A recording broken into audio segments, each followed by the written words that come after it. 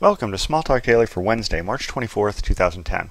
This morning I wanted to go through a small bit about performance testing because I wanted to make sure you understood a little bit about the way the system compiler actually operates, because that impacts the way you might read results. Give me an idea what I'm talking about. I've got some code here that goes out and reads an URL and creates an RSS feed object out of it. This is part of bottom feeder or the RSS Atom reader that I've built. And what I'm doing is I'm iterating 10 times over this same code, time milliseconds to run, and the block is get the feed and just time it. So I could do that once, or I could do it 10 times. Let me explain why I'm doing it 10 times. I'm going to inspect the result at the end and show you the difference in performance between all 9 of the latter runs and the first one. So let's do it.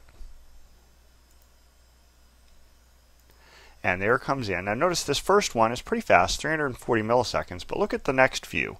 We come down here, we get all in the hundreds and down in the 90s. So they're pretty fast and significantly faster, basically 3 times faster than this first one. Why is that?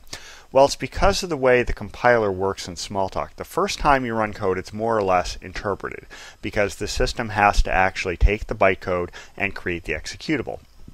The reason that it's not fully interpreted all the time, though, is that after that first run, the code that was created that first run through is cached into an internal memory cache in the VM. And every subsequent time we run that code, we run the compiled version instead of the interpreted version.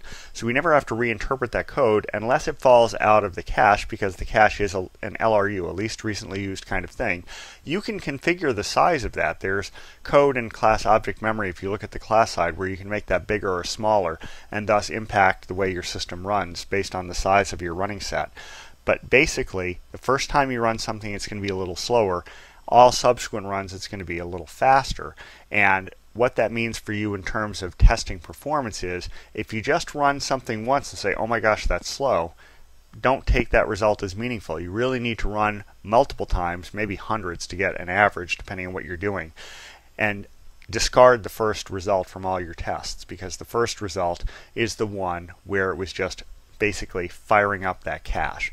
So that's something I wanted to point out, and it's something you need to know when you're testing performance of Smalltalk code. So that's about it for today. Until next time, have fun with Smalltalk.